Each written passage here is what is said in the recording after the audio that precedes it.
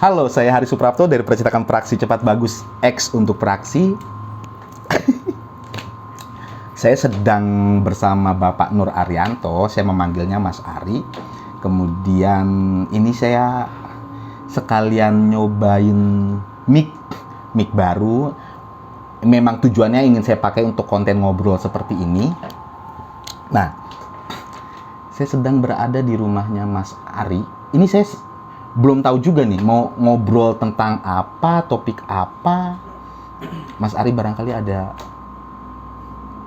ide ya? Iya, ada ide. Iya. Seperti biasanya ya Mas, ini kan udah hampir tengah malam ya. Ngobrolin pocong, genderuwo gitu. Kayaknya seru kan ya. Iya. Terus ini malam satu suro juga ya. Malam dua suro. Oke deh, kita mau topik misteri. Aduh, enggak lucu banget ya, topik misteri. Mas ini ya, ada ini enggak? Mas Ari ini perantauan dari Purworejo. Asli perantau, kalau saya tuh udah generasi kedua bapak saya yang merantau. Bapak saya dari Kebumen.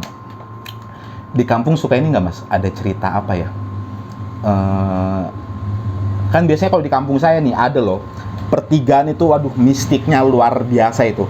Kalau habis maghrib di kampung saya itu kalau mau lewat situ, kalau nggak ditemenin gitu ya 2 motor, nggak berani tuh. Karena gini, saya jelasin. Ini aspal nih, ini aspal. Di sini ada tanah sekitar 60 sentian, kesininya udah kuburan. Depannya sini sawah. Itu kan sempurna banget ya buat menandakan bahwa tempat itu horor gitu. Nah, itu tempat salah satu dari sekian banyak tempat horor di kampung saya. Nah, mungkin Mas Ari ada nggak Mas? Pernah nggak sih ngalamin, bahkan mungkin ngelihat entah setan, genderuwo, pocong, kuntilanak atau apa gitu, pernah? Pernah Mas? Saya pengen nanya balik nih. Iya. Sampean udah pernah belum? Pernah satu kali.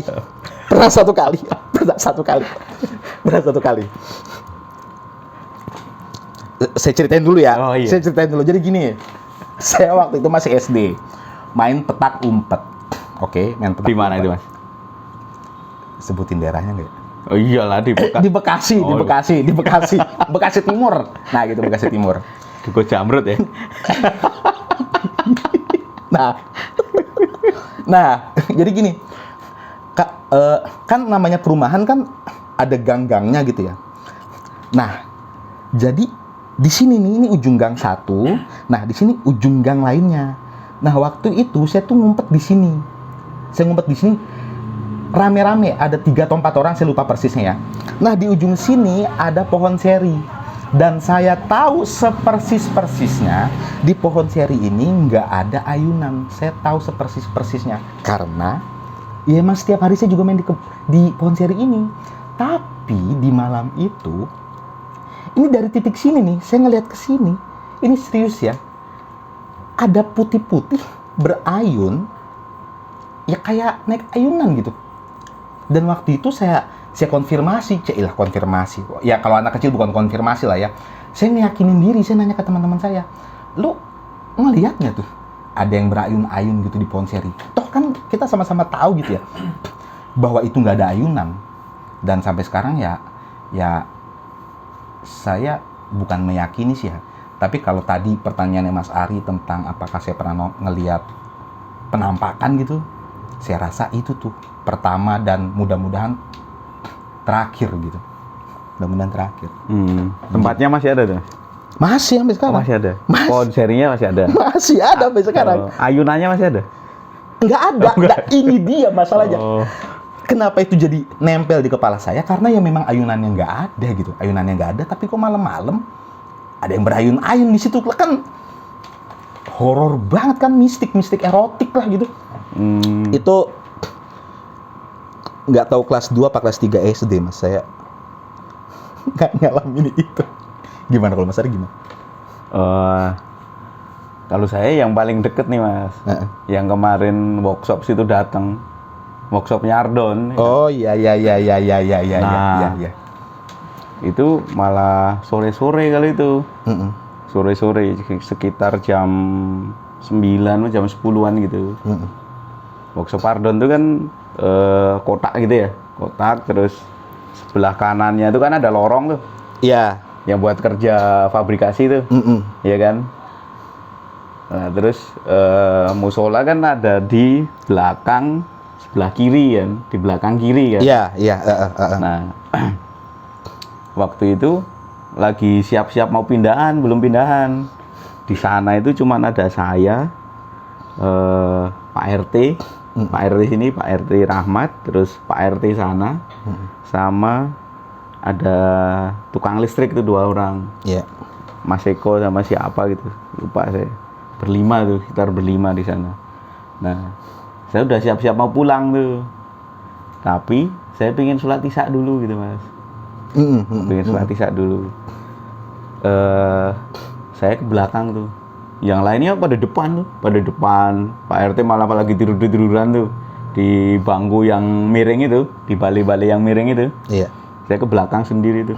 Udah wudu dari depan ke belakang.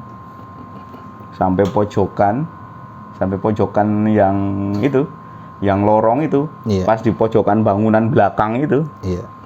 Saya langsung lihat ke arah musola. Lihat ke arah musola. Kok ada orang duduk gitu.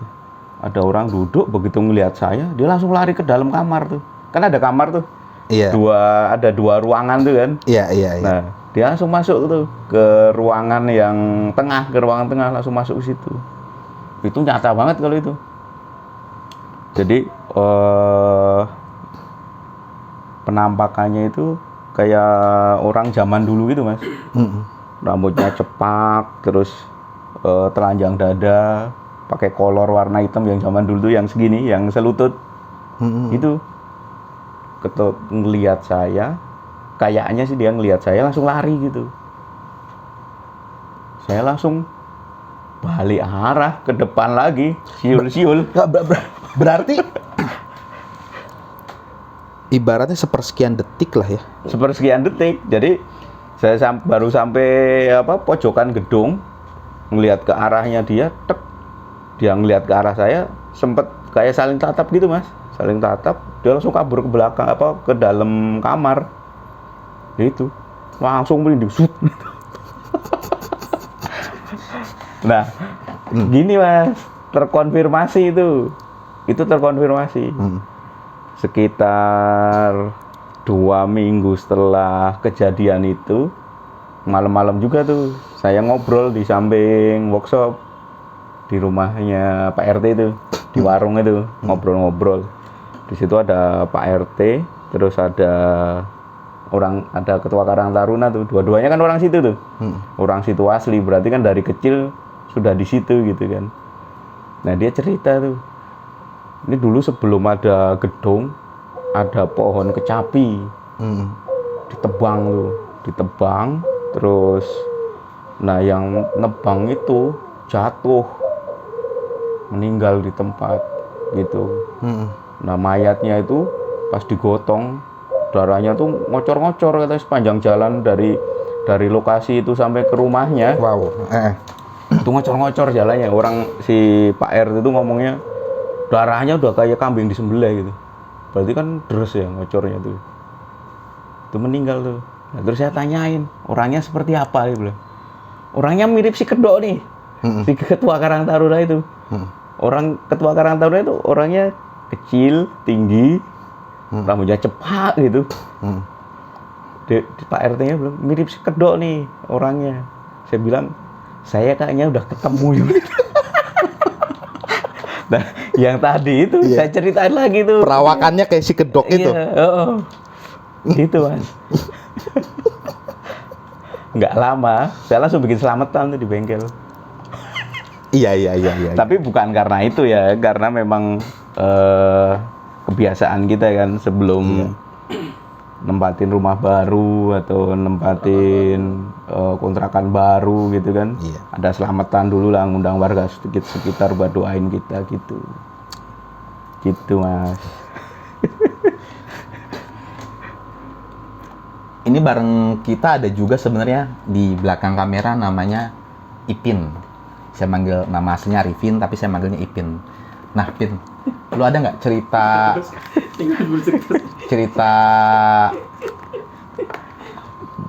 apa horor atau nggak ada ya? Nggak ada.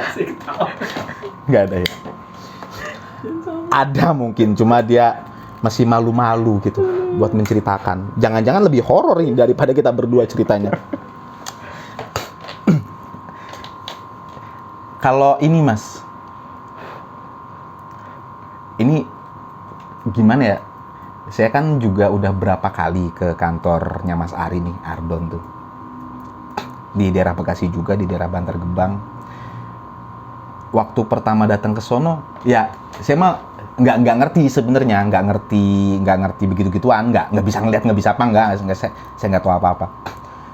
Cuma emang waktu awal-awal tuh, terutama tadi tuh kan Mas Ari bilang ada kamar ya.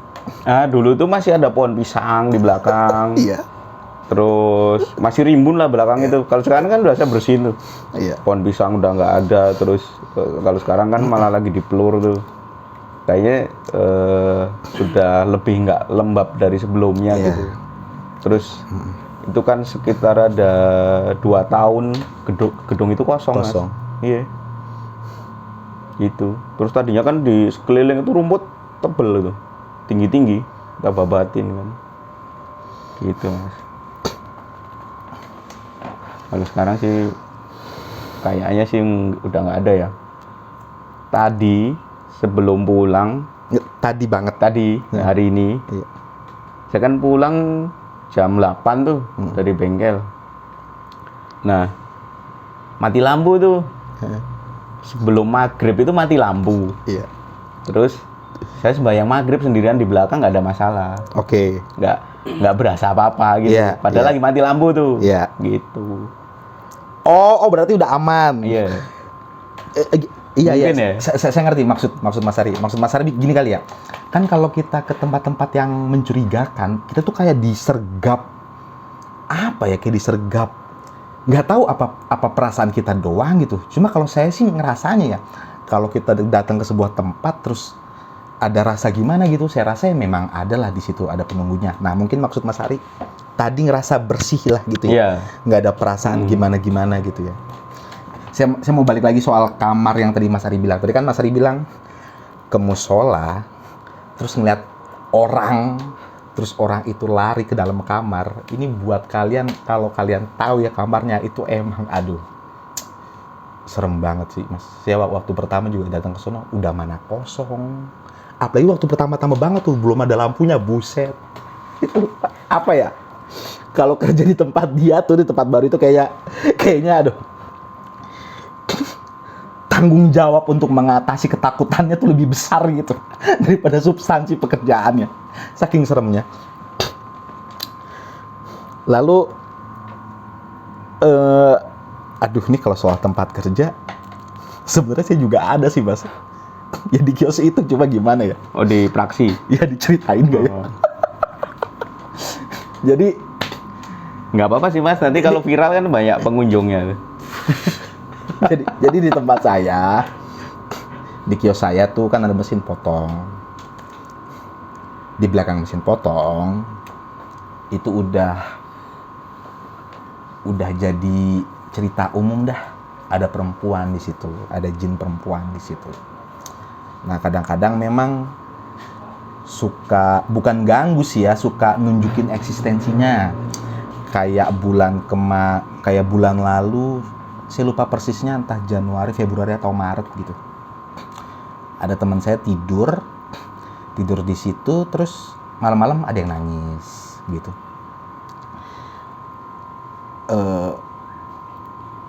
Saya nggak tahu ya, mungkin karena saya nggak peduli juga kali ya kalau di kios atau bagaimana. Kalau saya belum pernah sih ngerasain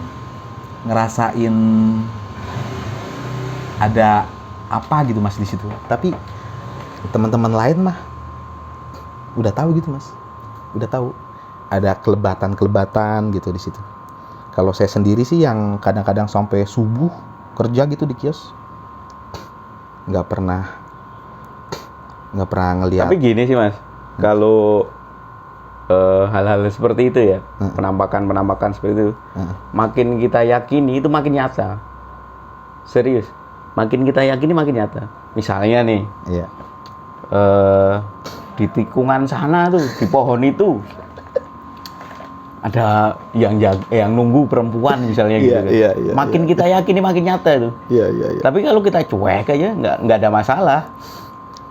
Coba deh diyakini di mana gitu yang sering diceritain sama teman-teman atau orang-orang gitu. Iya. Diyakini tiap ke situ kita nekok, ada nggak perempuannya? Makin lama makin takut kita.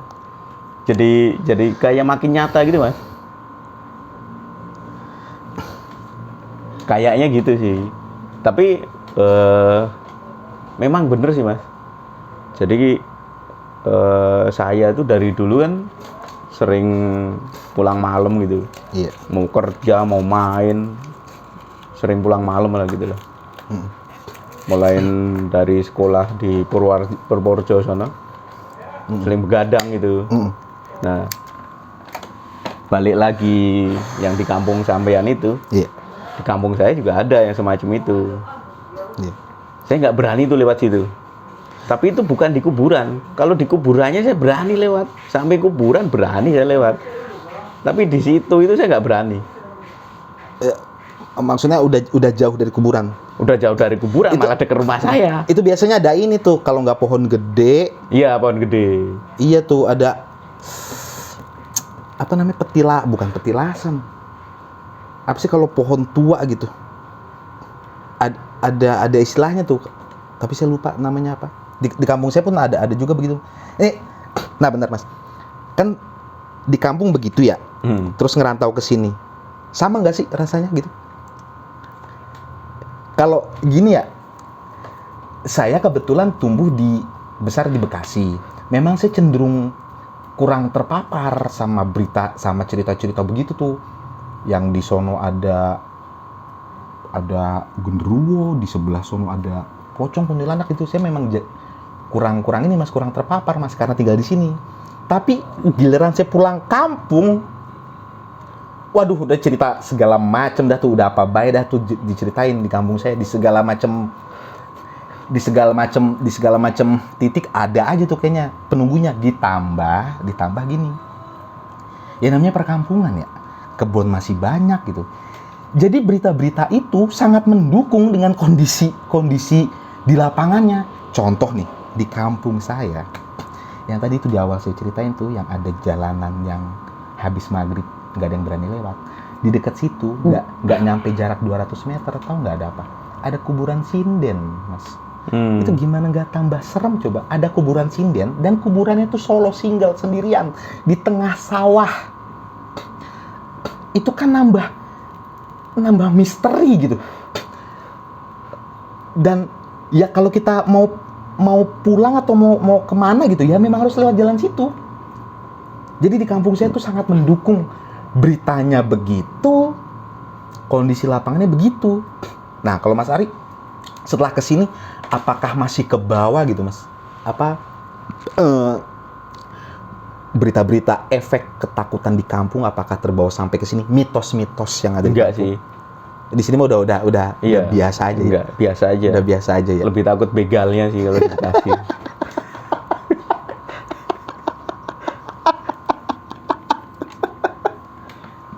Iya Mas, lebih takut begalnya kalau di Bekasi.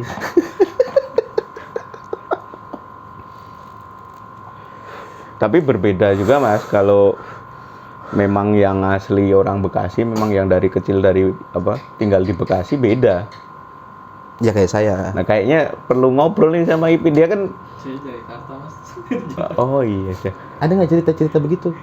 Nambah-nambahin apa namanya? Soalnya kayaknya gini ya, kayaknya semua orang Indonesia nih, di entah masa kecil atau masa remajanya itu ngalamin dah 1 atau 2 kejadian di mana dia ya gitu ngalamin, entah bahkan sampai ditongolin atau sekedar dikasih sekelebatan atau dikasih dengar tiba-tiba di telinga ada yang nangis, Saya ya, ada secara yang pribadi. Saya tuh Sini masuk frame. saya bercerita tentang lain tuh saya berani. Cuma kalau misteri saya nggak berani, Mas. Karena akan terbawa ke sugesti saya sampai saya tidur, Mas. Sudah cukup, Mas. Sini, Vin. Tunjukin dulu, Vin. Tunjukin dulu wajah lu. Ya gimana? Saya sebenarnya cerita apa saja tuh. Saya bisa bercerita tentang apa saja, Mas. Iya. Cuman terkait misteri ini, Iya. sejujurnya saya orangnya sugesti, Mas. Sampai tidur pun akan ke bawah semua yang diceritain temen sama yang saya ceritain, Mas. Ini saya pulang nanti, Mas, saya juga akan membayangkan yang tadi kuburan sinden, Mas. Beneran, saya malas, Mas, kalau cerita tentang misteri, Mas. Seperti itu. Ya ini kayak sebenarnya apa ya, kayak konten bapak-bapak yang mencoba relevan terus menceritakan halal misteri. Tapi sebentar, tadi lu bilang lu juga ikut bercerita ke orang. Berarti lu punya dong cerita pribadi gitu, cerita horor yang lu inin sendiri gitu. Apa dong, ayo ceritain. Itu dia, Mas. Saya sebenarnya mau cerita, Mas. Cuman waktunya, Mas, kalau siang saya berani, Mas. Saya siang. Oh gitu. Siang. Oh gitu. Iya. Sebenarnya saya mengalami sendiri di rumah pun. Selama saya masa remaja, saya juga mengalami. Sebenarnya bukan saya mengalami, kakak saya. Mungkin karena penghuninya suka sama saya, jadi yang diganggu di itu kakak rumah? saya. Di rumah Di saya. rumah? Di rumah saya. Diganggunya apa? Ini apa namanya, rep-repan yang tidur nggak bisa bangun? Kalau rep-repan saya sampai detik ini masih. Masih. Kadang-kadang masih kalau rep-repan. Masih. Kalau kakak lu? Kakak saya digangguin secara langsung, entah dipanggil namanya. Buset. Ini serius? Enggak beneran? Ya, di rumah di Bekasi, Mas. Dipanggil namanya? Iya. Waktu mandi dipanggil sering dulu. Waktu dulu rumah belum dibangun. Jadi tuh rumah saya tuh dulu dikontrakin di Bekasi tuh sama sama orang non Muslim. Nah, non Muslim itu macam-macam. Ada yang Kristen, ada yang Hindu, ada yang Buddha gitu. Jadi selama dikontrakin sampai kami pindah ke situ belum pernah dihuni sama yang agamanya Muslim. Ya, jadi mungkin ya cara beribadahnya beda gitu lah kan. Setelah kami tahun 99 pindah ke Bekasi, wah di situ tuh kakak saya sering diganggu, sering banget. Sampai mandi disangkain bapak saya lewat, ternyata bapak saya nggak ada di rumah.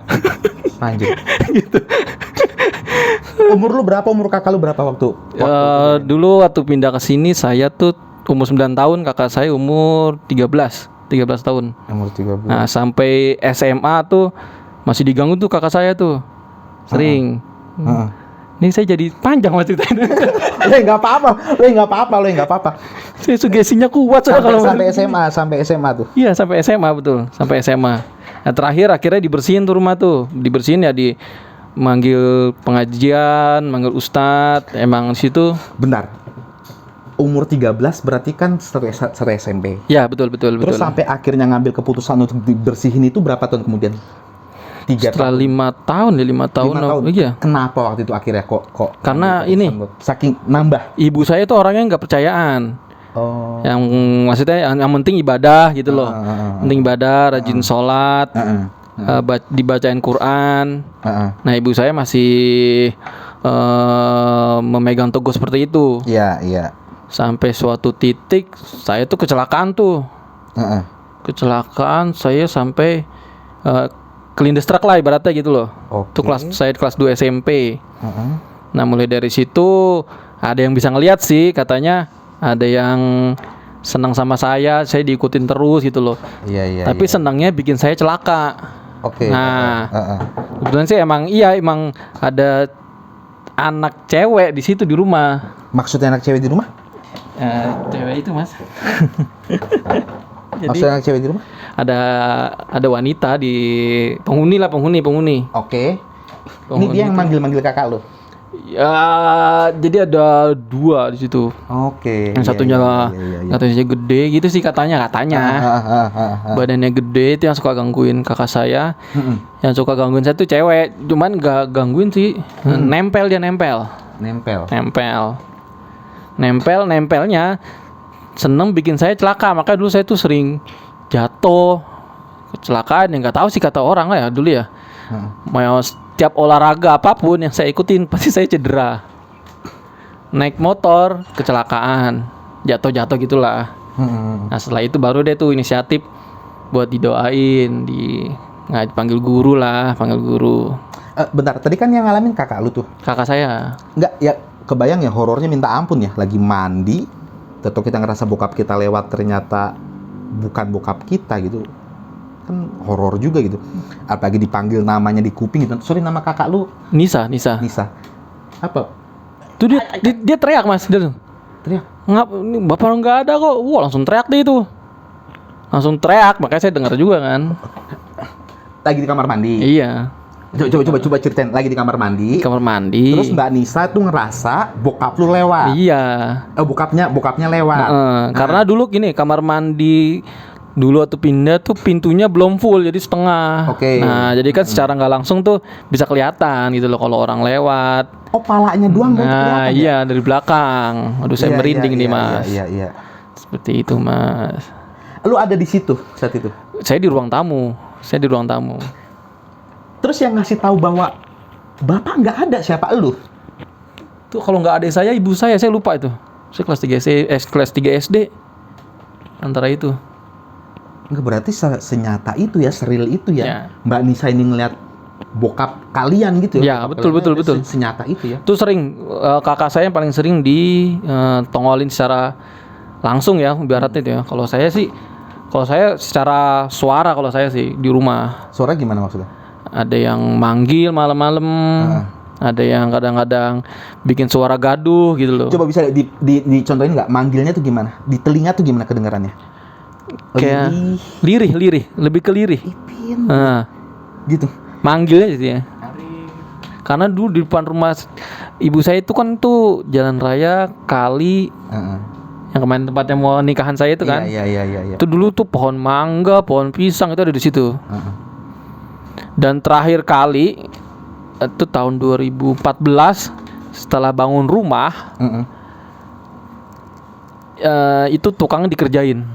Gimana dikerjainnya? Jadi tukang bangunan itu kepleset tanpa nggak tahu kenapa bisa kepleset. Ternyata ditelusuri di atap rumah ibu saya itu ada dupa. Loh.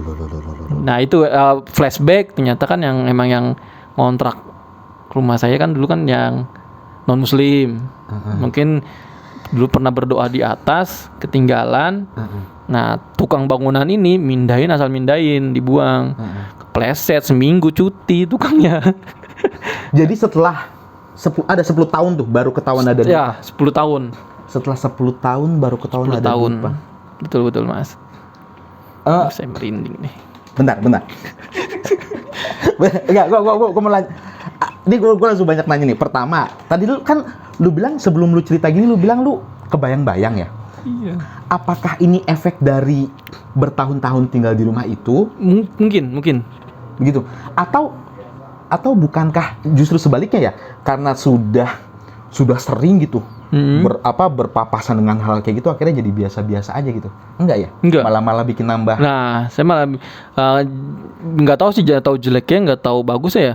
Secara mental saya takut, cuman secara keberanian ya saya bisa maksudnya sok-sokan nantangin gitu loh. Nah, saya pernah tuh. Jadi saya kan dulu kan masuk Thunder tuh pasti pulang malam terus tuh. Masuk apa? Ya, klub Thunder tuh kan, Oke, 2009 ya. itu. Pulang malam, setiap sampai depan rumah udah pasti saya merindingnya, naudzubillah. Saya kira saya berdiri di depan pagar, saya menatap ke arah kali dan kebun kosong depan rumah saya itu. Ya saya refleks lah, berkata, gue nggak ganggu lo, jangan ganggu gue. Kalau lo ganggu gue, ya udah sama-sama gue gangguin, gue gituin aja kasarannya. Iya. Nah sekarang gue mau ini ya, mau gini. Lu lulusan apa? Poltek. Polman Astra itu kan logis banget ya. Banget ya. Yeah. Dan semua hal yang tadi lu ceritain itu kan berkebalikan dari logika itu. Lu pernah nggak sih coba bikin runtutan logikanya gitu antara hal-hal gaib seperti itu dengan dengan logika gitu.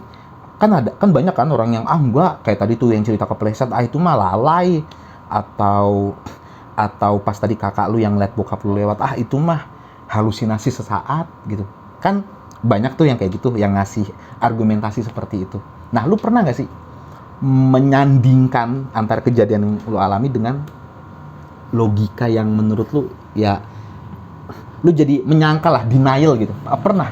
Kalau gue sendiri sih sependetik belum, cuman Belum pernah. ibu saya tuh selalu ada denialnya tuh, denialnya. Nyokap emang nggak percaya? Ya nggak percaya gitu. Yang penting intinya tuh banyak berdoa, banyak ibadah kalau nyokap. Kalau misalnya ada apa-apa, ya pasti disangkutnya dengan logika gitu loh. Misalnya kalau ada apa, oh ini nggak benar, mungkin jalannya nggak benar, mungkin lagi halusinasi, itu pikiran dari nyokap seperti itu. Nah tapi nggak kebawa sama gue. Kalau gue apalagi ya sekarang ketemu punya temen yang ya ilmu agama lebih tinggi gitu loh. Udah bertahun-tahun, ya dia juga bisa ngebaca tuh, ngebaca gue gimana, di rumah gue gimana, ya karena dia juga jadi banyak tahu kan.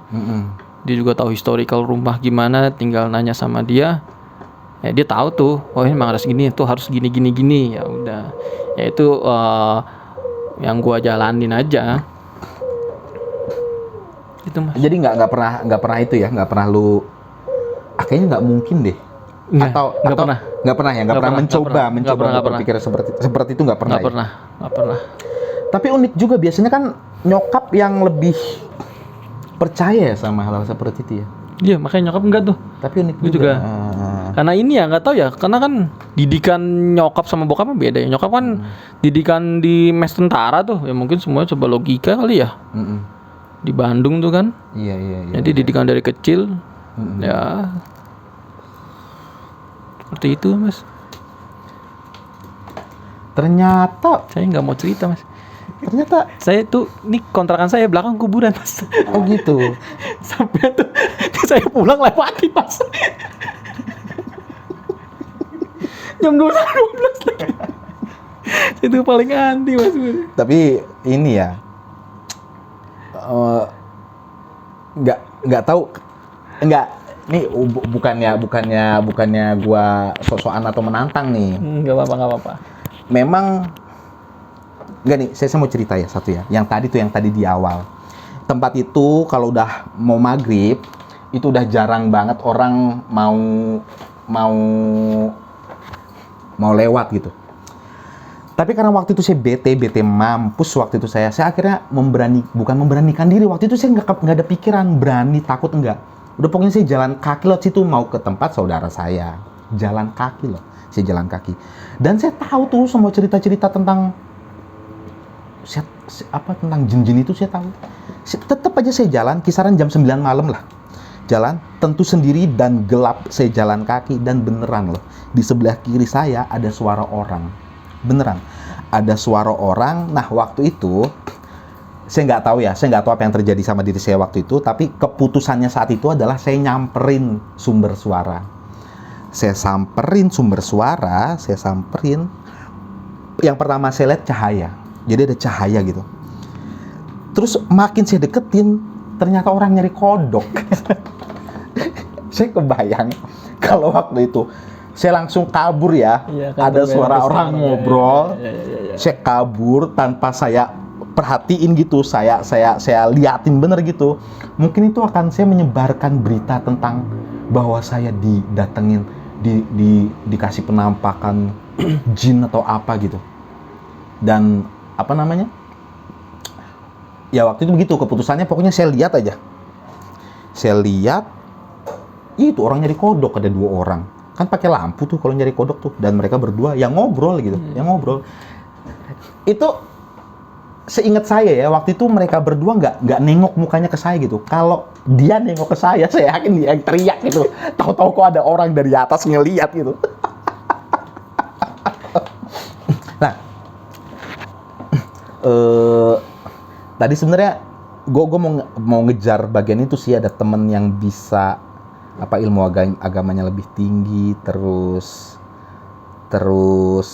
bisa ngelihat sejarah masa lalu. bukan masa lalu sih, maksudnya ya tahu ini bekas apa tempatnya gitu-gitu aja. Bukan narik masa lalu yang jauh, bukan. Kayaknya gue tahu sih orang yang lu maksud ini. Gue tahu sih orang yang lu maksud ini karena saya juga baru 1,5 bulan yang lalu juga ngalamin. Jadi udah saya cerita sekalian deh sekarang. Saya sekarang lagi pisah sama istri saya, bukan karena bertengkar, bukan karena macam-macam, enggak, tapi karena kemarin anak saya diganggu sama makhluk halus. Dan betul yang tadi Ipin bilang, kan Ipin bilang gampang cedera, gampang jatuh gitu ya. Ya tentu aja ada argumentasi gitu. Oh, cedera itu karena kurang pemanasan atau apa gitu. Tapi yang anak saya alamin tuh gitu loh. Jadi seminggu sekali sakit panas, ada muntahnya. Saya 5 bulan tinggal di tempat itu, sampai akhirnya saya merasa ini ada yang salah gitu. Tapi perasaan saya itu sebetulnya istri saya yang ngomong. Jadi anak saya kalau mau ke dapur, itu nggak langsung jalan. Anak saya usia 2 tahun. Tapi kayak orang ngintip-ngintip, gimana sih? Kayak orang ngintip-ngintip. Berarti kan dalam pikiran saya, berarti anak saya pernah melihat sesuatu yang menyeramkan gitu. Sehingga akhirnya dia ngambil langkah hati-hati buat mau ke dapur. Nah, pas saya elaborasi itu semua, anak saya sakit, berita dari istri saya, kemudian apa yang saya lihat sendiri, akhirnya saya memutuskan untuk sekarang ini saya pisah rumah gitu. Pisah rumah. Dan sekarang lagi nyari tempat baru supaya bisa kumpul lagi. Jadi yang tadi Ipin ceritain itu saya juga alami, cuma kalau saya versinya di anak saya gitu. Ada lagi nggak, Pin? Tadi kan kuburan nih dekat rumah lu, ada nggak cerita kuburan yang nanti bakal lu lewatin ini? Ada nggak? Ada cerita-cerita apa gitu? Nggak ada. Ya, kalau sekali sampai detiknya hanya sugesti aja sih. Sugesti Di rumah itu sugesti. Emang sugesti itu kadang-kadang lebih serem daripada kenyataannya loh. Betul. Iya. Sampai detik ini saya kalau ditinggal istri saya takut. Karena istri saya orang situ asli. Dia mau saya tinggal berhari-hari ya nggak apa-apa. Cuman saya nih, istri saya ke ruang tamu, saya tidur di kamar, saya takut. Saya tarik istri saya. Tapi itu iya ditambah itu sih ya pengalaman Sugesti. Ya. Pengalaman satu dekade ya, satu dasawar saya berdampingan sama dulu ini ada penunggu rumah. Flashback lagi rumah saya. Jadi itu rumah saya itu masih rumah BTN dulu ya. Ini nenek saya kebetulan lagi nginep. Iya. Nenek saya itu lagi nginep tuh kalau ngelihat saya atau ngelihat kakak saya tuh saya lupa tuh. Kalau dulu rumahnya kan belakang masih kayu-kayu gitu kan. Rumah BTN kan dulu belakang belum ada atap gitu kan, cuman kayu-kayu. Nah itu nenek saya manggil-manggilin, ternyata nggak ada di rumah. Intinya nenek saya juga bisa ngelihat, dia diinfoin. Sebenarnya maksudnya nenek lu manggil ya, seseorang. Manggil orang yang di rumah itu. Nyatanya emang nggak ada di rumah. Nah emang kata ibu saya, emang nenek saya emang bisa yang ngelihat kayak gitu, orang Purworejo kan, sering ngelihat gitu. Nah emang di rumah itu ya benar ada penghuninya kalau kata nenek saya gitu. Bentar. Enggak, nenek lu manggil siapa waktu itu? Enggak, lupa antara manggil anggota keluarga. Iya, salah satu kalau antara saya, bapak saya atau kakak saya itu. Antara 3 itu. Nah, itu cerita tuh sebelum saya sunat tuh tahun 2000 apa? 2001 lupa saya. Iya. Manggil gimana sih Mas? Jadi kayak oh ini ada di rumah nih. Nah, Pin kan saya Arif kan saya di mana? Rip. Padahal lo nggak ada di rumah. Padahal nggak ada di rumah. Gitu loh. Disamperin, nggak ada di rumah kok. Nah, tadi yang lewat siapa? Oh gitu. Gitu. Jadi saya jangan merinding. Kaca. Oh, gitu ya. Iya, itu nah itu yang turuninnya ke kakak saya. Jadi suka kayak ngeliat orang lewat, tuh sering lah itu di rumah. Tapi bismillah sekarang sudah nggak ada kayaknya. Oke. Gitu. Oke. Oh, satu info agak belok topik. Kami bertiga ini tergabung dalam Trio Libels, enggak. Tergabung dalam klub motor Thunder 125 Community. Jadi saya tahu rumah yang tadi dimaksud sama Ipin. Terus saya tahu banget kantor yang tadi dimaksud sama Mas Ari. cerita mereka berdua ini karena saya tahu lokasinya, jadi nambah bobotnya karena saya tahu lokasinya. Terutama kantornya Mas Ari nih, pabriknya Mas Ari. Balik lagi, ini di kepala saya ini masih nih, yang tadi ada makhluk dari musola langsung masuk ke kamar, masih bisa ngebayangin banget saya dengan situasi yang gelap di awal-awal. Udah 40 menit. Ya. Udah mau jam 12. Setengah 12. Udah mau setengah 12. Gimana, Mas? Apa? Gimana? Oh, enggak. Ini apa namanya? Sampai sini dulu ya. Ini konten apa? Konten misteri. Dua suro sekarang lagi. Dua suro. Dua suro. Satu, saya kasih bonus cerita satu lagi. Bapak saya pernah cerita di rumah saya, kalau malam satu suro itu ada keris datang. Jadi keris ini adalah peninggalan leluhur. Saya sempet sih kepikiran mau berinteraksi lebih dekat sama keris ini. Cuma dengan satu dan lain hal, dengan beberapa alasan, akhirnya saya mentidakkan rencana itu. Dan sampai sekarang, saya kalau ngebayangin cerita bapak saya itu suka gimana ya? Suka kayaknya ajaib sekali gitu. Ada benda berbentuk keris, set tau-tau datang gitu ke rumah. Nah itu bonus cerita. Oke, terima kasih yang sudah nonton sampai sini. Sampai jumpa lagi di konten berikutnya yang saya makin nggak tahu lagi channel ini akan ngebahas apa. Oke, terima kasih. Saya Hari Suprapto dari Percetakan Praksi Cepat Bagus X untuk Praksi. Siapa? Saya Hari Suprapto. Saya Arifin. Saya Nur Arianto. Oke, sekali lagi ya. Percetakan Praksi Cepat Bagus bareng X untuk Praksi. Oke. Assalamualaikum warahmatullahi wabarakatuh. Waalaikumsalam.